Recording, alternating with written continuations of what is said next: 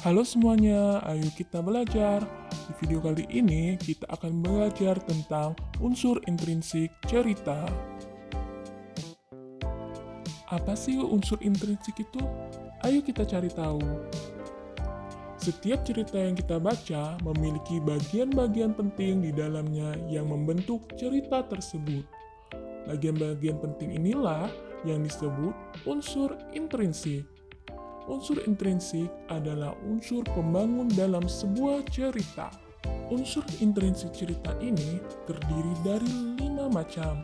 Yang pertama yaitu tema, kedua tokoh dan penokohan, ketiga latar, 4 alur, dan terakhir amanat.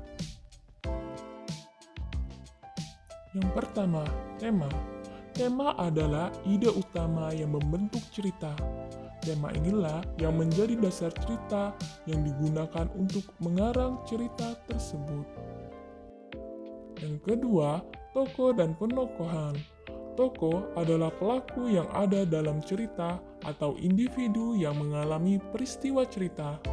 Tokoh ini dapat berupa manusia, hewan, atau yang lainnya. Sedangkan penokohan adalah sifat dari tokoh-tokoh tersebut. Tokoh ini terdiri dari 2 jenis. Yang pertama, tokoh protagonis. Tokoh protagonis adalah tokoh yang memperjuangkan kebenaran. Yang kedua, tokoh antagonis. Tokoh antagonis adalah tokoh yang bertentangan atau berlawanan dengan tokoh protagonis. Unsur intrinsik yang ketiga yaitu latar. Latar merupakan keterangan tempat, waktu, dan suasana dalam cerita. Unsur intrinsik yang keempat yaitu alur atau plot. Alur merupakan urutan jalannya rangkaian peristiwa dalam cerita. Terdapat 3 jenis alur. Yang pertama, alur maju. Yang kedua, alur mundur. Dan ketiga, alur campuran. Alur maju adalah apabila cerita diceritakan dari awal hingga akhir secara runtut.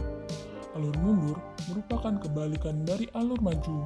Cerita diceritakan mulai dari akhir lalu ke permulaan. Alur campuran adalah ketika cerita diceritakan secara berurutan dari awal, namun beberapa kali melakukan flashback atau mengingat masa lalu.